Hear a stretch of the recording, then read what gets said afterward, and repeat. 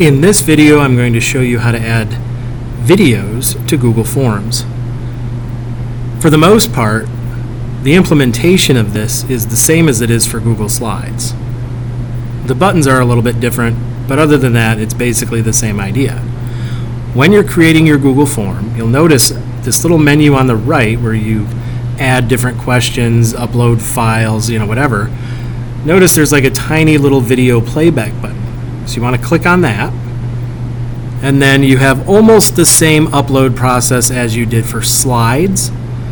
Notice that you can't just directly import from Google Drive. However, if you share a video in Google Drive, at least so that everybody with the link can view, or if the form is only going out to people in the district, then maybe you could do it that way, or just make it public.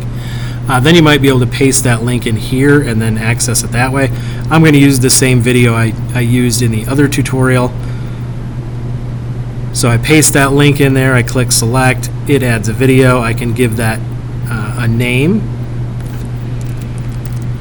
And then, so once I do that, I can add questions about the video, right? So this pretty much mimics, if you're familiar at all with the website Edpuzzle, kind of the same thing. You don't get as robust the data, but it's basically the same structure. You can add videos and then ask questions about them.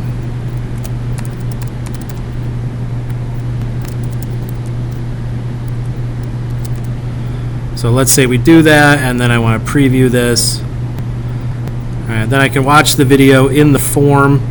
I can ask questions about it, have the students fill those out. And if you need to, you can resize that video as well, because that was not very big.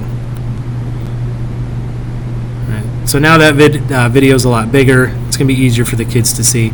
I know some of you are probably already used to doing this. I'm pretty sure I recall seeing stuff like this on my kids' e-learning assignments.